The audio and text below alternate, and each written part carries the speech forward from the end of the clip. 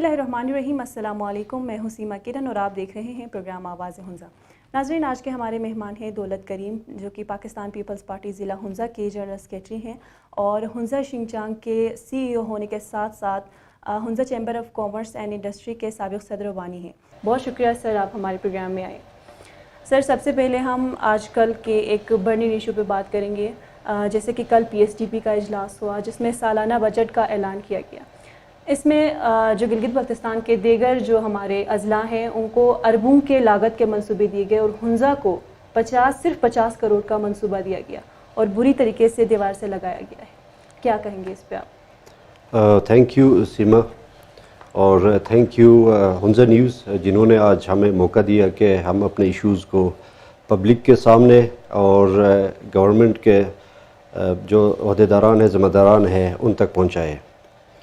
تو یقیناً جیسا آپ نے سوال کیا، جو ہمارے GB ڈیولپمنٹ فنڈ کے حوالے سے خصوصی طور پہ ہم ہنزا کے حوالے سے بات کریں گے، چونکہ جو فنڈ GB کو دیا گیا اور بحیثیت general secretary Pakistan Peoples Party district Hunza, ہمارا یہ کنسرن ہے کہ جب اس فنڈ کا اعلان کیا گیا تھا اور ہمیں یہ بتایا گیا تھا کہ ہر ڈسٹرکٹ کو ایکول فنڈز جو ہے وہ تقسیم ہوں گے، اور اس سے پہلے پاسٹ پریکٹس بھی یہ رہا ہے کہ اس طرح کا کوئی بھی ڈیولپمنٹ فنڈ اگر آیا ہے تو اس کو ڈسٹرکٹ وائز جو ہے وہ ڈیوائیڈ کیا گیا ہے۔ لیکن بیڈ لکلی، انفارچونیٹلی، اس موجودہ حکومت میں ہنزا کو بالکل ہی دیوار سے لگایا گیا ہے۔ میں یہ نہیں کہتا کہ دوسرے ڈسٹرکٹس کو اتنا زیادہ فنڈ کیوں دیا ہے، دینا چاہیے، لیکن اس کے برابر ہنزا کو بھی فنڈ دینا چاہیے، ملنا چاہیے۔ تو یہ ایک انتہائی تشویشناک عمل ہے، اور یقیناً جو موجودہ گورنمنٹ ہے اس کے لیے ایک سوالیہ نشان ہے کہ ڈسٹرکٹ ہنزا جو ٹوریزم وائز اور جو کہ ہمارے ساتھ بارڈر لگا ہوا ہے، پورے پاکستان کو انکم دے رہا ہے، اتنا انکم جنریٹ ہو رہا ہے ہمارے ڈسٹرکٹ سے، اس کے باوجود بھی اتنا بالکل بھی منیمم فنڈ ہمارے ڈسٹرکٹ کو دینا، اس کے پیچھے کیا لاجک ہے ہمیں سمجھ نہیں آتا۔ البتہ جو ہمارے پاس سب سے، میرا خیال ہے کہ ہمارے ڈسٹرکٹ میں سب سے زیادہ ایشوز ہیں اور سب سے زیادہ فنڈ ہمیں ملنا چاہیے۔ جس طرح سے ہمارے جو سینئر منسٹر صاحب ہیں جو الیکٹ ہوئے، ان کا وعدہ تھا کہ ہنزا کو جو ہے پاور کے لحاظ سے لوڈ شیڈنگ فری کیا جائے گا، جبکہ ہنزا اس وقت پورا اندھیرے میں ڈوبا ہوا ہے، اس کو مد نظر نہیں رکھا گیا۔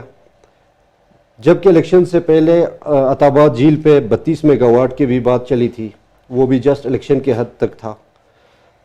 ہمارے پاس جو چپورسن روڈ ہے، نو ووٹ نو روڈ کا جو نعرہ لگا تھا، اس میں بھی ہمارے جو سینئر منسٹر ہیں انہوں نے وعدہ کیا تھا، پبلک سے وعدہ کیا تھا کہ ہم اس کو پہلے ہی، جب بھی میں الیکٹ ہو جاؤں گا، فرسٹ ہی اس میں جو ہے ہم اس کے لیے فنڈ رکھیں گے، لیکن اس کا بھی آج تک کوئی پتہ نہیں چلا۔ اس طرح سے شمشال اتنا دور افتادہ علاقہ ہے، وہاں پہ روڈ کا ایشو ہے، جب سے روڈ بنا ہے اس کے بعد اس پہ کوئی کام نہیں ہوا، فنڈز لائے گئے، اس کو کھائے گئے، لیکن اس کو البتہ صحیح طریقے سے استعمال نہیں کیا گیا یا فنڈز جاری نہیں ہوئے ابھی تک۔ البتہ یہ ایک بہترین موقع تھا کہ اتنا بڑا فنڈ ہمیں ملا، اس سے ہمیں اس روڈ کے اوپر خرچ کرنا چاہیے تھا۔ ساتھ ہی ساتھ ہنزا چونکہ ٹوریزم کے لحاظ سے پورے پاکستان میں نہیں، دنیا بھر میں ٹوریزم کے لحاظ سے پاکستان کو بہت ہی اہمیت دیا جاتا ہے انٹرنیشنلی، لیکن بدقسمتی سے ٹوریزم کے لیے بھی کسی قسم کا، اب اگر انہوں نے 50 ملین کا آئی تھنک 50 ملین کا فنڈ رکھا ہے، اس سے آپ کیا کریں گے؟ اس سے ایک روڈ بھی، ایک ویلی کے لیے ایک روڈ بھی جو ہے نا اس فنڈ سے نہیں بنتا ہے۔ تو میں حیران ہوں کہ کیا سوچ کر کے یا کیا پلان کیا ہے ہنزا کے لیے، اور اتنا منیمم فنڈ رکھا گیا ہے۔ تو بہت ساری چیزیں ہیں، ٹورسٹ کے لیے فیسلٹیز نہیں ہے پورے علاقے کے اندر۔ اس حکومت میں چونکہ ہمارے پرائم منسٹر صاحب وہ ٹورزم کو بہت زیادہ پروموٹ کر رہے ہیں، لیکن اس کے لیے کسی قسم کا فنڈ پورے GB میں بھی اور اسپیشلی جو ہے ہنزا میں کوئی فنڈ نہیں رکھا گیا ہے۔ تو البتہ ان تمام چیزوں کو آگے رکھتے ہوئے ہم اپنے پارٹی کے سطح پہ ہم بھرپور اس کی مذمت کرتے ہیں، اور ہم حتی الامکان کوشش کریں گے کہ اس کے اگینسٹ جو ہے ہم روڈ پہ بھی آ جائیں گے اور ہم اپنا بھرپور مطالبہ جو ہے وہ ہم پیش کر لیں گے.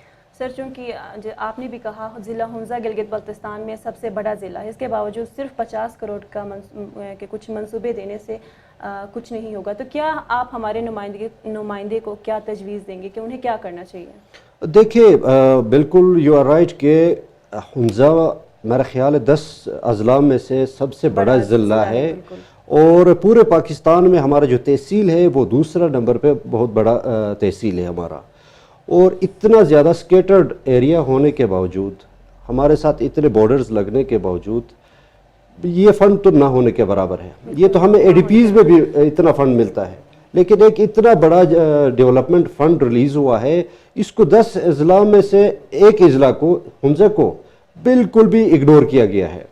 تو میں ہمارے جو موجودہ سینئر منسٹر صاحب ہے کرنل عبید اللہ بیگ صاحب، میں ان کو سجیسٹ کرتا ہوں کہ وہ اسمبلی میں مکمل طور پہ بائیکاٹ کرے اور اس کی مذمت کرے. اس فنڈ کو وہ لے بھی نہ، ہم تو یہ سجیسٹ کریں گے کہ اس فنڈ کو اگر وہ لے لیتے تو یہ ہنزا کے ساتھ مذاق ہوگا، اور یقیناً ہم اس کے بارے میں بھرپور احتجاج کریں گے. بالکل.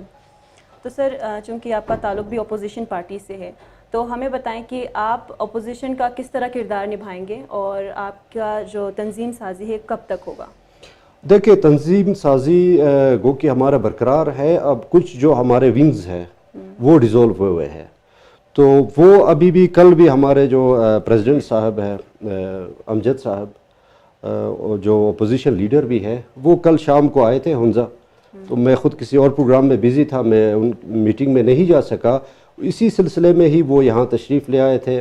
تو ان کا بھی انسٹرکشنز ہے، اور ہمارا اپنا بھی ایک پارٹی کی سطح پہ بھی حکمت عملی ہمارا یہ ہے کہ ہم نے ود ان منتھ جو ہے ہم نے تمام ونگز کو دوبارہ جو ہے ری آرگنائز کرنا ہے، اور انشاءاللہ تعالی بھرپور طریقے سے ہم ری ایکٹیو ہو جائیں گے. ہمارے جو تنظیم سازی جو ذیلی سطح پہ ڈیزولو ہوئی ہے وہ انشاءاللہ 1 مہینے کے اندر جو ہے وہ تیار ہو جائیں گے. ٹھیک ہے. تو اپوزیشن کا کردار آپ کس طرح یس نبھائیں گے؟ دیکھیں اپوزیشن ایگزیکٹلی ہم ہے اپوزیشن میں. آپ کو بتا ہمارے جو پریزیڈنٹ صاحب ہے وہ اپوزیشن لیڈر ہے. ہنزا میں ہمارا بالکل بھی، چونکہ ہماری نظریں اس فنڈ کے اوپر تھا کہ یہ فنڈ آ جائیں گے تو ہمارے ڈسٹرکٹ میں بہت سارے جو پینڈنگ پروجیکٹس ہیں اور نئے ہمارے لیے پروجیکٹس ملیں گے، اس کے ہم امید پہ بیٹھے تھے. اور جب یہ اس کا سٹرکچر سامنے آ گیا تو ہم انتہائی مایوس ہیں اس سے، اور ہم اس میں اپنا بھرپور کردار ادا کریں گے، اور ہم اس فنڈ کو لینے کے لیے بھی ہم تیار نہیں ہے. انشاءاللہ تعالی ہم بھرپور احتجاج کر کے دوسرے اضلاع کے برابر اس فنڈ کو جو ہے ہم حاصل کر لیں گے. سر چونکہ ہنزا کا ایک اور مسئلہ ہے اضافی نشست کا، تو پارٹی کے سطح پہ آپ نے کتنی جدوجہد کی ہے اب تک؟ ہمارا شروع سے موقف رہا ہے، چونکہ جیسے کہ میں نے آپ کو بتا دیا کہ انتہائی سکیٹرڈ ایریا ہے، تقریباً 11,000 سم تھنگ کلومیٹرز ہے، اسکوائر کلومیٹرز پہ محیط ہے. تو اضافی نشست کا ہمارا شروع سے 3 سیٹوں کا ہمارا ڈیمانڈ ہے، جو کہ ایک ایگزسٹ کرتا ہے. 2 مزید سیٹیں ہماری ڈیمانڈ ہے. اگر ہمیں 2 نہیں ملتا تو ایٹ لیسٹ ہمیں ایک ایکسٹرا سیٹ جو ہے وہ ملنا ضروری ہے. اس سیٹ کے نہ ہونے کی وجہ سے ہم بہت سارے ڈیولپمنٹ فنڈز سے ہم محروم رہتے ہیں. اور دوسرا یہ کہ جو ہمارا اپر ہنزا ہے، آپ کو پتہ ہے یہاں سے اگر آپ چپرسن، شمشال، میسگار اور ان ایریاز کو آپ ملائے تو تقریباً یہاں سے 180 کلومیٹرز بنتے ہیں. تو اگر ہمارے پاس 2 نشست نہیں ہوتے، اور اس گورنمنٹ میں ایک اور مایوس کن بات یہ ہے کہ ہمارے کرنل صاحب تو الیکٹ ہوئے ہیں، اور انفارچونیٹلی نہ یہاں پہ کوئی خواتین سیٹ دیا گیا خواتین کا، نہ کوئی ٹیکنوکریٹ کا دیا گیا، تو بالکل ہنزا کو لاوارث بنا کے رکھے ہیں. تو ہماری پوری کوشش ہوگی، ہم کسی بھی حد تک ہم جانے کے لیے ہم تیار ہیں. اور میرا اپنا یہ موقف ہے کہ ہمیں کسی بھی صورت ہمیں 2 سیٹیں ملنا چاہیے. گو کہ اس سے پہلے اس کے دوران الیکشن کے دوران موجودہ حکومت نے وعدہ بھی کیا تھا کہ ہم آپ کو 2 نشست دے دیں گے، لیکن تاحال مجھے اس کا کوئی اثرات جو ہے نظر نہیں آتا. ہم بطور اپوزیشن ہمارے پریزیڈنٹ صاحب جو ہے امجد صاحب، ہم نے ان کو بھی ریکویسٹ کی ہے، وہ اس پہ کام بھی کر رہے ہیں. انشاءاللہ تعالی ہم کسی بھی طریقے سے کوشش کر کے جو دوسرا نشست ہے وہ ہم حاصل کر لیں گے. ٹھیک ہے سر، چونکہ آپ Hunza chamber of commerce and industry کے بانی ممبرز میں آتے ہیں، تو کیا ہنزہ کے ترقی میں اس کا کیا کردار ہوگا؟ دیکھیں، معیشت جو ہے وہ ایک ملک کی اور ایک ادارے کی ریڑھ کی ہڈی کی حیثیت رکھتا ہے، اور اس کا ایک جو مین آپ کا جو پلیٹ فارم ہے وہ ہنزہ چیمبر آف کامرس ہے. شکر الحمدللہ آج تقریباً 4 سال ہو رہا ہے، میں اس کا بانی ممبر بھی ہوں اور فرسٹ پریزیڈنٹ بھی رہا ہوں. مجھے اعزاز ہے. ہنزہ چیمبر بہت کوشش کر رہی ہے کہ اپنے ڈسٹرکٹ میں معیشت کو کسی بھی طریقے سے ڈیولپ کر لے، اور بہت ہی امپورٹنس ہے ہمارے اس چیمبر کی، چونکہ ہمارے پاس اتنا ایک سپر پاور ملک جو بننے جا رہا ہے چائنا، اس کے ساتھ ہمارا بارڈر لگا ہوا ہے. تو اس لحاظ سے پھر دوسرا ہمارے پاس جو انڈسٹری ہے وہ ہے ٹوریزم.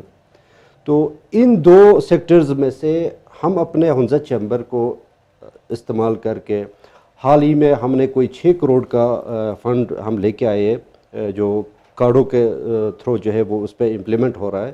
اس میں بھی ڈیولپمنٹ کے بہت سارے وہ فنڈز ہیں. تو گو کہ ایک نیو بورن ادارہ ہے، لیکن شکر ہے، خوش قسمتی کی بات ہے کہ ہم نے 6 کروڑ کا پروجیکٹ اس وقت ہم لے آئے ہیں اور کارڈوں کو دے رہے ہیں. اور ساتھ ہی ساتھ ہم نے اس وقت جو ہے ہم کوشش کر رہے ہیں کہ ہمارے جو بینکس ہیں یہاں پہ کمرشل بینکس ہیں، بدقسمتی سے آج تک یہ اس لحاظ سے ہمیں فائنانس نہیں کر پا رہے تھے. تو اب ہمارا جو بات چیت ہے ہمارے ایم او یوز وغیرہ سائن ہوئے HBL کے ساتھ اور دوسرے بینکوں کے ساتھ بھی ہم لگے ہوئے کہ ہم اپنے چھوٹے اور بڑے جو کاروباری ہے ان کو ہم فائنانسنگ کرا دیں تھرو بینک. جب تک فائنانس نہیں ہوگا تو آپ کچھ بھی نہیں کر سکیں گے. تو بینکس جو ہے وہ آسان شرائط پہ وہ ہمارے جو چھوٹے لیول کے، بڑے لیول کے، جس لیول کے بھی آپ کاروبار کر رہے ہیں وہ ان کو فیسیلیٹیٹ کر دیں گے. اور انشاءاللہ یہ آپ کو اسی 1-2 مہینے کے اندر جو ہے اس کے رزلٹ آپ کو سامنے آ جائیں گے.